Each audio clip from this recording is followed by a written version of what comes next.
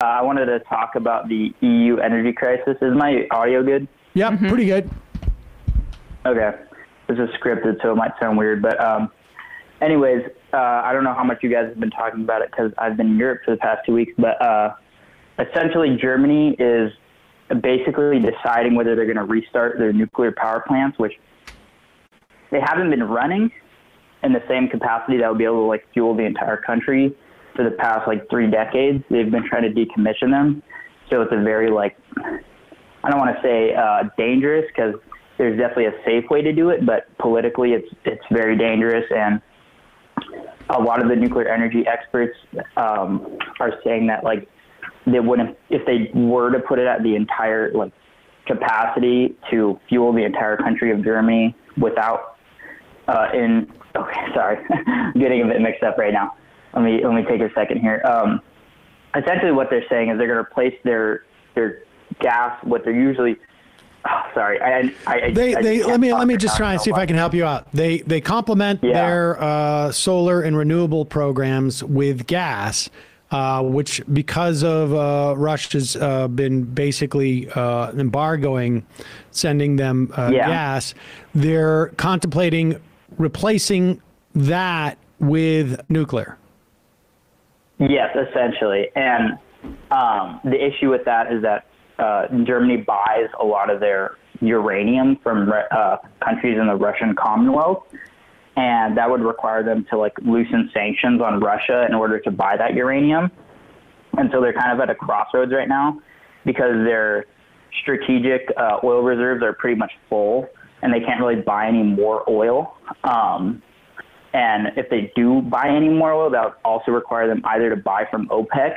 And actually yesterday, the EU Council President, Charles Michel, met with MBS, which kind of does signal that the EU might actually like loosen restrictions on buying OPEC oil, but that would also be very politically dubious.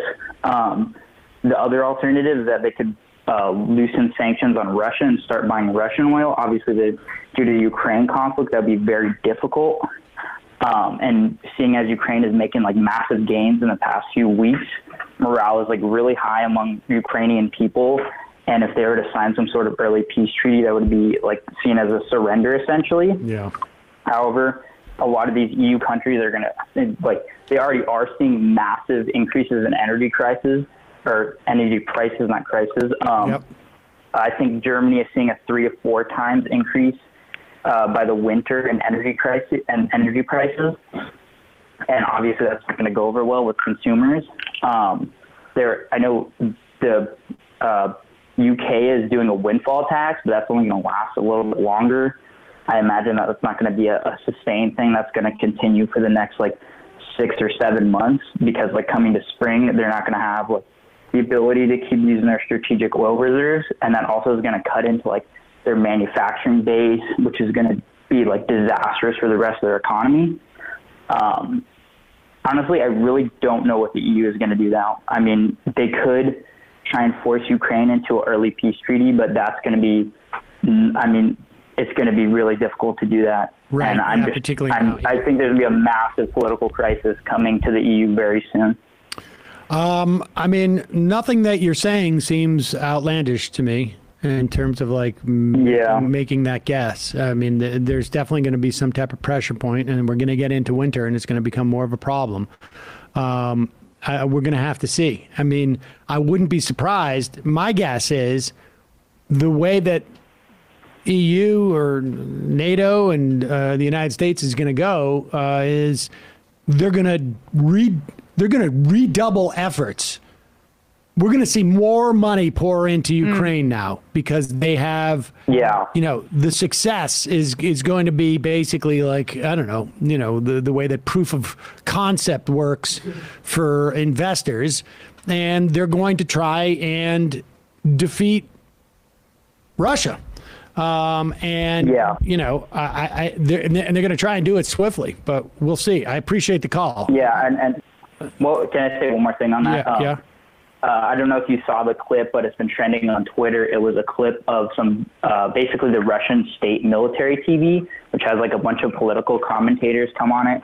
and they're basically just Putin sycophants. But I think it was like a week ago, one of the members of like the 7-person panel, which is like used to be like a prominent minister in the Russian government, basically was saying like, what the fuck is Putin doing? We're going to lose. Excuse my French. Dude, that is not the case. Look at the name of the Twitter handle that you saw put that out. They do fake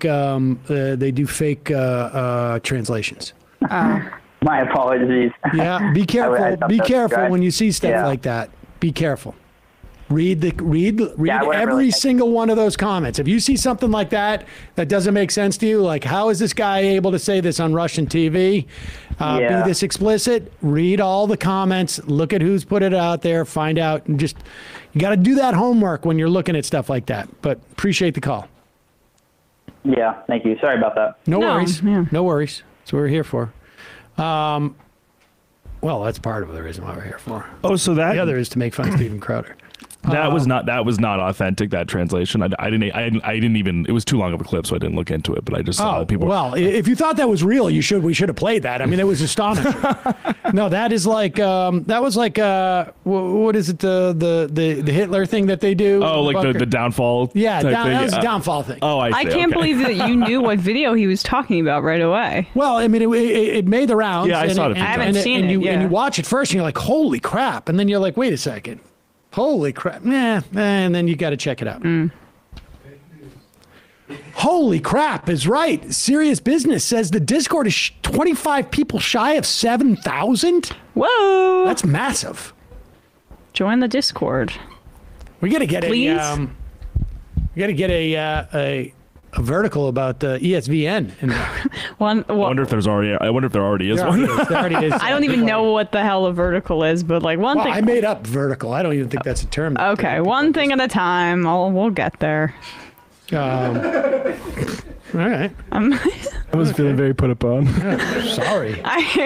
Sorry, Emma. I'm just like, yeah. Oh, yeah, no, I hear you. Don't worry about it. All right. We won't. All right. Force you to do. Okay. Don't have to. I just no. That's fine. I will say, if people were sending me tweets that noticing I was on 3 shows yesterday. This show, I did ESPN. A lot of people noticing how hard I'm working. A lot of people watching my career, and then I went on TYT last night, and then I also edited ESPN clips and put them up. I clipped them, so no days off. I will deal with the Discord when time comes. No, people can just start their own. You started in our Discord. Oh, I see. I don't even know how it works. That's the thing. Okay. You don't have to do it. It's already happening right now, probably as we're talking. Do it.